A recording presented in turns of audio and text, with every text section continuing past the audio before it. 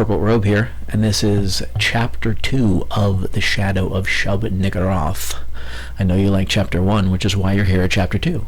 So without further ado, I'll let you enjoy it. Tomas broke open his last case of Jack Daniels and selected a bottle. He peered about his secret cellar, no longer stocked to the gills with liquor, and stood up, dusting off his pants carefully with his free hand. He closed the carton up, slid it back into its slot in the pantry, and made his way through the hidden door into the main cellar. Once there, he closed and deadbolted it. It wasn't the bolt that would stop anyone getting inside, however, but the fact that one could not distinguish the door in the wall, even under close scrutiny. He then started up the steps to the bar, cradling the valuable bottle. Weren't many of these left in Europe. Tomas probably had the last 12 bottles, and that was a fact. For a full year before the occupation, he'd been hoarding every sort of spirit he could get his hands on and locking it away. He didn't break the seal on the cap, but instead placed it on the shelf beside the Johnny Walker swing, and then prudently closed the trap door to the basement and locked the padlock. He knew it wouldn't keep anyone out who really wanted to get in, but it would deter the petty thieves and bums. Once the ring was returned to his belt, he set about setting up the bar. Rene was late, but these days Tomas was lucky to have a bartender at all. Hell, he was lucky to still have his bar. It was little things like the Jack, but more especially the good schnapps that remained, also locked away in the sub-cellar, that kept him afloat, as his patrons were almost solely Germans these days. Few Parisians had money to spend on liquor, but they still congregated at his place, the Happy Fish, usually for afternoon coffees. Even after 7 years, the name of his bar still made him smile. In French, Happy Fish translates to Poisson Hero, and something about a gin joint named the Poison Hero jived his funny stick. He still thought in English. He was born and raised in the States, and though he'd been known as Thomas Bogart, in French the G is pronounced like a J, for over 10 years, he still knew himself as Tommy Bogart, who absconded from Cleveland in 1933 with a bloomin' fortune earned during Prohibition. He had intended to use his riches to travel the world, but aside from a short layover in London, he had lived in Paris since leaving America. He knocked about the city a bit, spending francs and creating a reputation with the sweets of Parisian society for a few years, until he discovered the desire to run his own establishment. At first he intended to purchase an inn, then it was a cafe, but his knowledge of spirits led him to the Happy Fish, which was known then as Le Sou de Sang. That translated into the bucket of blood. And the kicker was, the place actually had come with a bucket of blood. It was a rusty metal thing that he still kept on the mantel over the main bar. In it was some kind of reddish substance, which very well might be dried blood. In the years since he'd purchased the bar, there were fewer and fewer who knew Tommy wasn't born true French. He even had documents created to authenticate a natural French parentage, though he'd never had to use them until the day the Krauts marched in. It was just past 4 in the afternoon, and people began wandering in. By people, it is meant local Parisians. The customers, or Germans, didn't normally arrive till much later in the evening. The door opened and in stepped Margot, pulling the scarf from her head and removing her coat. It was late July, but Margot never seemed to be without her coat. She was relatively new at work for Tomas, and he had yet to question her about that. She crossed the room without looking up and hit the kitchen door.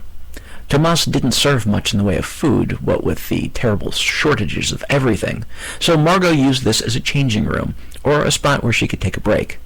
Tomas stayed behind the bar, wiping it down, though he had cleaned it last night as part of his ritual before locking up and climbing the stairs to his flat above the saloon. "Bonjour, Tomas. May we take the chairs out?" There was an old man poking his head through the door. Tomas had a half-dozen chairs that he kept by the front door for some elderly gentlemen who enjoyed sitting and smoking out front. Tomas allowed no smoking inside his place, as he was terribly allergic, and fell into fits of coughing if forced to inhale the fumes for any length of time. He let the man drag the chairs out onto the porch, where they would chat and burn some tobacco with their pipes, usually until 6 or 7, at which time they would drag the chairs back inside and make their way off to wherever it was they had come from. There was a time before the occupation, and even during the first few months, that the seats would be left out for one of his employees to carry back in, always with a few sous on one cushion as a tip.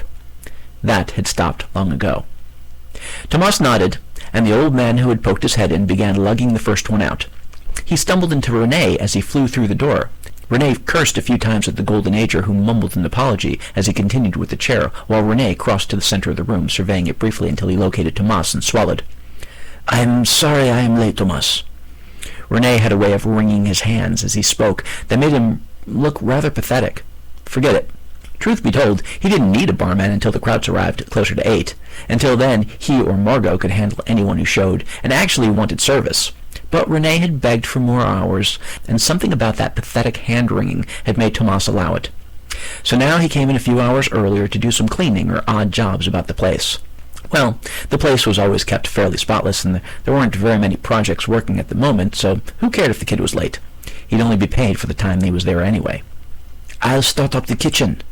He began backing away and bobbing his head in supplication, all the while wringing those hands incessantly. Thomas wondered if he was like this before the war. Probably not. "Margot's changing. Help the gentleman bring the chairs out, and when she's done, I want you to tap an ale keg." "Ale?" There was a warmth that crept onto his face, and an easing in his normally pinched muscles. That was how he looked before all this mess, thought Thomas. But he said, "Claude was in today. There are 2 casks in the side closet. Only open one, and do be very careful about it." Alcohol that wasn't homemade was nearly impossible to come by 4 years into the Vichy reign, so private distilleries sprung up everywhere. The real stuff was almost never available, even on the black market, and when it was, it cost enormous amounts of money. The Fish was the only place he or anyone else knew of where real liquor could still be bought, if you had the dough. He refused to serve anything self-brewed, and on occasion shipments still came in from the unoccupied Southlands, from the prime vineyards. Wines, brandies, cognacs, even beer and ale if he could pay for it, and fortunately for Thomas, he still could. Claude Leman was a dairy farmer who had become an expert smuggler. He still delivered milk and cheese, but had expanded his shipments to include other legal products like grain, fruit, and spirits. He was allowed to enter northern France and make a circuit of transport once a fortnight. On his route, he smuggled as much as he dared, bringing small arms and other unsavories with him. It was now without a price, as he had lost a son and brother, caught and executed when discovered. Luckily, the enemy was greedy enough to accept bribes, and Claude's trucks kept their bi-monthly course, though there was no amount of money to ever guarantee not being caught again. It was like a game they played. This time, Le Mans carried with him some ale that he sold off to the highest bidder. That was usually Thomas when it came to alcohol. Along with this were a few items for members of the French resistance, most notably chemicals for making soap. Thomas knew nothing of this. He was not part of the underground, though he allowed its members to congregate at his bar during daylight hours. They were not allowed at night, when being caught meant his place would be burned to the ground. Thomas just wanted to survive this horrible war, no matter who prevailed, and wasn't about to make enemies when he wasn't sure what side that might be. Pierre Chardon entered wearing his ubiquitous white linen suit and Panama hat, and took a seat at the bar before Thomas. He placed his hat on a stool beside him, displaying a sparse head of black hair receding deeply from his brow. He asked timidly for some Armagnac, and was pleased when a Baron de Signac arrived in a clean glass. He glanced incredulously at Thomas for the briefest moment, but knew better than to ask questions. Instead, he raised the snifter to his nose and inhaled deeply before enjoying his first sip. "Francs or marks?" he asked, though Thomas knew the answer beforehand. Pierre worked for the Nazis and paid in Deutschmarks. Pierre pursed his lips, his wide black moustache nearly touching his chin, as he reached for his coin purse. "Marks." 10. Pierre's brow drew sharply upward. 10? For a glass of real pre-war Armagnac, Thomas could ask for whatever the hell he wanted.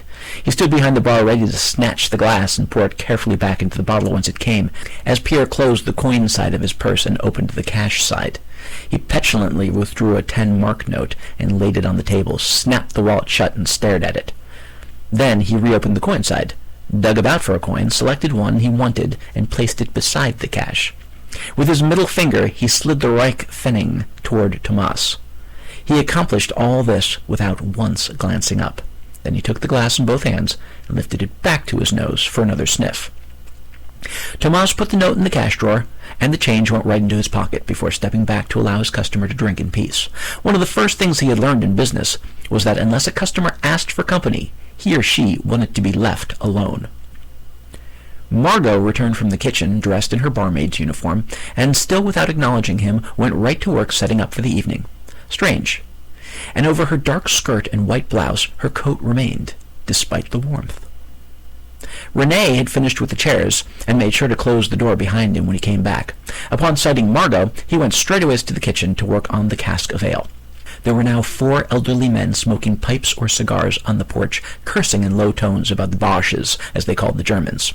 Thomas, like most in Paris, now figured the Nazis' days in the city were numbered. Not too much information from the outside world seeped into France, but not even the enormous propaganda machine of the SS could hide the D-Day landing of the Americans at Normandy in early June. Once the Allied forces had gained a beachhead, they began slowly pushing their way inland. Everyone was guessing which would be the particular day the liberating troops would arrive. Thomas judged no later than a month, and he wanted no trouble from the enemy until then. The talk in the city was how long the Germans would stay entrenched, and if there would be a battle, or if the Germans would just fall back into their own country. Everyone prayed the latter would be the case. There were mild rumors circulating that the Nazis were given orders by the highest authorities to liquidate as many civilians as possible and raze the city upon a retreat. These stories didn't seem too wild to Thomas, who had seen and heard plenty of the ruthlessness of the Third Reich to believe they were capable of such atrocities. Thus, the French citizens mobilized for war, ready at any moment to attack if the Germans began killing and burning as they departed. There were those in the French resistance who preferred not to wait for this eventuality, but instead attack now. Indeed, plans were being made for a massive strike to preempt the Allied army. Others favored an assault to coincide with NATO. It was a point of heated contention among higher-ups in La Resistance, but would be sorted out one way or another shortly. Now it was as if the entire city held its breath while waiting for the worst. René's hand-wringing became more frantic. The old men who normally spoke so quietly on the porch on summer evenings jumped at the faintest provocation, afraid they may be overheard saying the wrong thing. Frenchmen who worked with the Nazis strolled with ever-present shifty eyes, wondering what might become of them when their hated benefactors withdrew. Others who worked for the Germans toiled even more silently, straining to hear news from their employers. Those employers themselves were proving their normal arrogant demeanor to be quite flappable. It was a city tensing for an explosion. And then the door to La Poisson-Héros opened, and she walked in. She was young and pretty, perhaps 25, with a coal-hued bob and a beret that appeared out of place. She was thin, as was usual in Paris, what with edibles being so hard to come by, but this woman looked as if she'd lost her ration book completely. There was something in her gaze that pegged her as a foreigner, and certainly Tommy Bogart would catch it. She came straight to him and spoke in an accent that seemed British. "Monsieur Bogart?" She pronounced the hard G and the T. Thomas's eyes darted to Pierre, still sitting at the bar sipping his drink. Hers followed quickly, and she almost gasped, but held it back and then pursed her lips, as if not allowing herself to speak again. Chardon was staring at the bottom of his glass, apparently lost in thought, perhaps about purchasing another shot. Who knew what he'd heard? Thomas had no idea who this girl was, but wasn't about to stick his neck out for some British tart stranded in Paris. If Chardon recognized her for what she was and informed the Nazis, oh well. But what the hell was she doing here, and how did she know his name? Bogart. He pronounced it for her in the French way. Thomas Bogart. Who are you? Her eyes narrowed, and he could tell she didn't understand the question in French. Who? He said again, only this time slowly and clearly. She made for her pocketbook, and Thomas froze. He had a pistol hidden away under the lip of the bar, but it was down the counter a bit further, and he knew he only had one use out of it. Guns were strictly verboten to civilians. Still, if he needed to save his life, he'd deal with the weapon being taken away after the fact. As she dug about in her purse, he took the opportunity to take a few steps toward his gun. But when her hand returned to view, it held a small metal object that she placed on the bar, waiting for his response to it. At first he had none. He picked up the small coin and gazed at it. It was American. He looked at her, as if stupefied. Did she know what would happen if a German soldier found American coins on her person? Even if it was innocently gotten, she'd be interrogated in a dungeon for a week. She stood staring at him stolidly, expectantly. He glanced again at the coin. At first he thought it was a penny because of its copper color. After 11 years, he wasn't used to change from the States anymore. But no, it was gold. Wait! This was a $20 double eagle. Recognizing it brought the slightest touch of a smile to his face. He was peering at the back side, and he flipped it over, as he always did with the double eagles, to see the date. Aha! It was a 1907, his favorite. He used to collect these with Hammaker. A strange feeling stole over him. Was this coin a message? Why had she given it to him? He needed to find out immediately. Glancing again at Chardon, he put the coin next to his previously acquired Reich Pfennig in his pocket. The Frenchman was again sipping his Armagnac, that was now only drops from being exhausted. The girl didn't know what to make of the fact that he'd pocketed her token, and she was now looking frightened and ready to bolt for the door. "Margot, I'm going upstairs for a moment." Tomas made his way toward the pass-through in the bar. He pointed toward a doorway on the far end. The girl saw this, nodded, and followed him. He waited for Margot to call back that she would watch over things, and then, with the girl in front of him, he led her through the doorway, into a narrow hall that led up a stairway. By the time they'd reached the top, he had already unfastened the keyring from his belt. He stepped by her and unlocked the door that met them. Tomas's apartment was sparse and lacking most creature comforts. He led her into his dining room, a breakfast table flanked by 2 uncomfortable chairs, and pulled one out for her to sit. She accepted it and waited for him to join her in the other one. After he remained standing for a moment, she swallowed hard, and the two stared uncomfortably at each other as the moments passed. "Who are you?" Tomas asked again in French.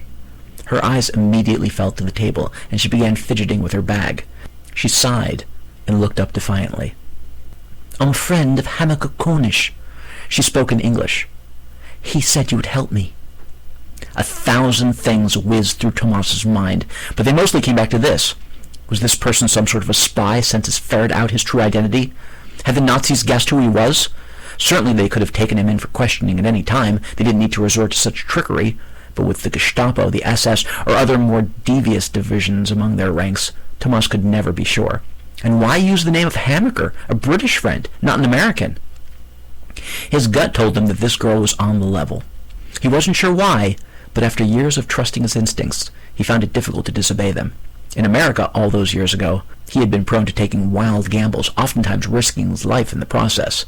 Looking back, he could never tell if he'd been smart or just lucky. However, he wasn't like that anymore. He'd become cagey, leery, and extremely cautious in his movements.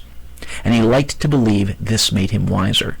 He'd survived over 3 years of enemy occupation in a foreign land, and actually had thrived using these methods. Could he really risk possible death on something that could be such a silly ploy by the Germans? He fingered the double eagle in his pocket. "How do you know Ham?" This in English. The girl's relief was enormous. Her shoulders slumped, and he thought he glimpsed the beginnings of tears. Tomas couldn't imagine what her story was, but if she was in Paris, searching for his help, she must be in quite the desperate situation. "He's my boss. I work for him in London." Her purse opened again, and she dug through it, eventually finding a cigarette and placing it before her lips. "My name is Emma Gray. Do you have a light?" "I don't allow smoking." Hammaker Russell Cornish was an old British friend who partied hard with him in the streets of New York in the roaring 20s. He was royalty in his homeland, a duke or an earl or other some such title that Americans despised for its connotations in public while holding secret jealousies for the same reasons. Every American child secretly wished to find out one day that he or she was actually a prince or princess. Ham had been sent across the pond, as he called it, specifically by his family to sow his royal oats, which he did to a triumphant extent. Tommy Bogart joined him for much of that crazy ride. When Bogart had given up the States for world traveling, he'd made his first stop Ham's Pad, an enormous stucco-fronted house in the Knightsbridge area of London that Mommy and Daddy had bribed him with to settle down into the family business.